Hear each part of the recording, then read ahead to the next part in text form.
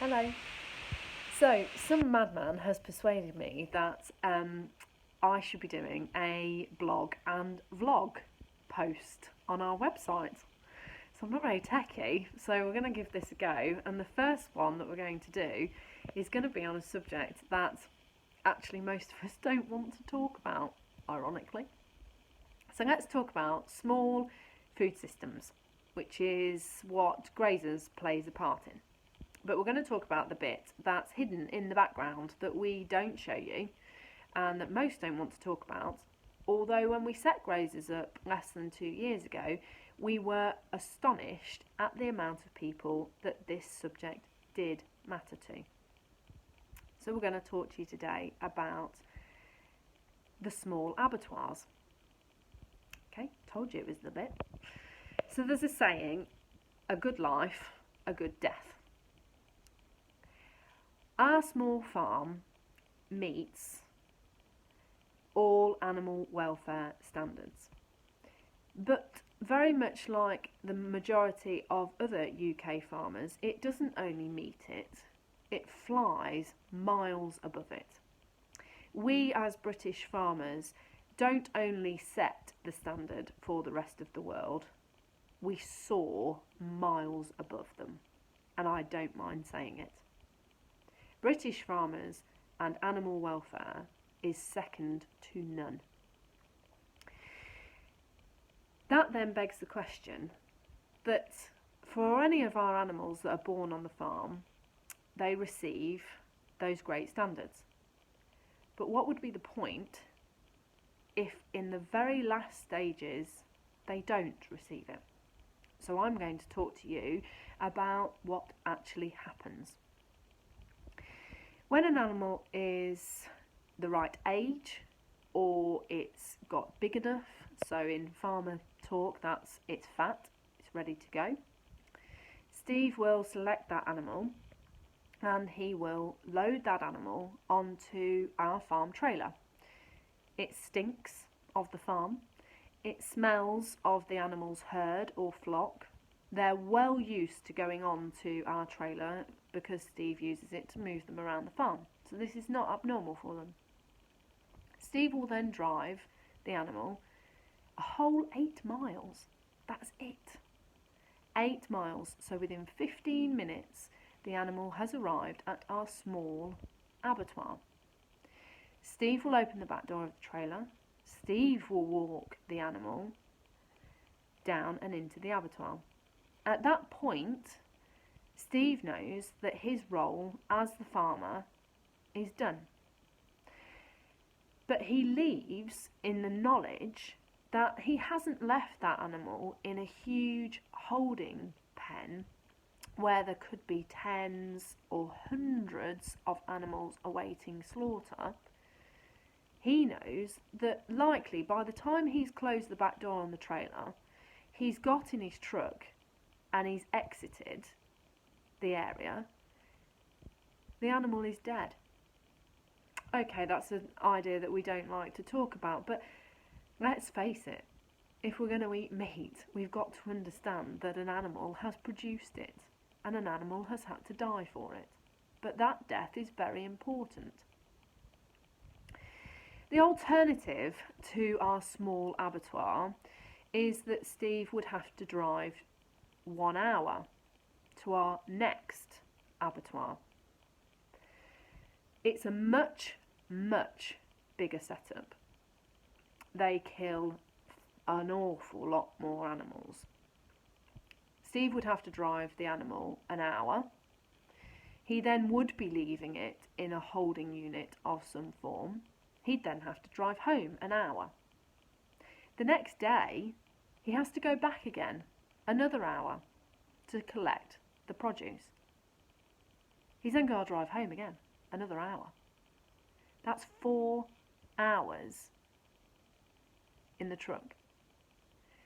Meaning that our small farm automatically is creating more impact than the supermarket that, okay, they might be loading on hundreds of animals, but they're going all in the same direction and they're only going once. So who relies on these small abattoirs? Farmers, hugely, and I think this is often massively underestimated. We need to have other outlets for our meat, for our animals. Because if we don't, the supermarkets have already got a monopoly. We can't give them any more. We as farmers need local pubs and restaurants to buy our meat, local butchers to buy our meat. It's a system. It's a small food system. Because the alternative is that we only have supermarkets to sell to. So farmers hugely rely on the abattoir. As I said, local pubs and restaurants rely on it. They can buy locally sourced meat. Farm shops hugely rely on it. Your local town butcher that may have been there for 3 or 4 generations can't sell the meat if there isn't an abattoir on their doorstep. They need to be able to contact a local farmer, tell them what they want. That farmer then sends it to the small abattoir. The abattoir then sends the meat to the small family butchers in your town, or to grazers, back to a farm butchery. It's a patchwork of small, local, family businesses. And small abattoirs are no different, I cannot see, from farmers. They're in a job that a lot of people don't like. They come under huge, huge scrutiny from environmentalists, from animal welfare activists, from the government. Okay, but actually all they're trying to do is ensure that farms like ours, that is doing it right actually, just trying to do it on a small scale, without them we can't do it. We must have small abattoirs. In 2017 there was a study done which found that there were 63 small abattoirs left across the UK.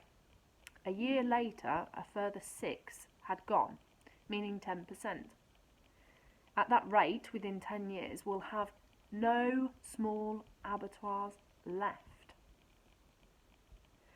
That is a really, really worrying pace. When they were asked what was the biggest reason for coming out of this career choice, bureaucracy and red tape was the main reason. Because again, like farmers, they will complete a form and they'll likely have to do a second or a third form with exactly the same information on it, but it's got to go to different government departments. That means that the small setups cannot sustain, the same as small farms, cannot sustain the level of paperwork and time that takes. So the small always get hit and go first. So what can we do? Well, not a great deal in terms of the red tape and the bureaucracy. The government has just got to wake up and realise that without small abattoirs, small food systems will not exist. But what we can do is we can choose to support the produce that they are helping to create.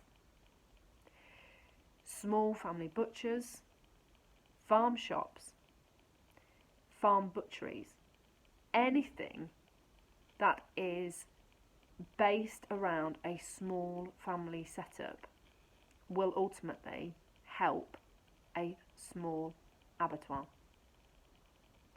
And we desperately, desperately need to keep them.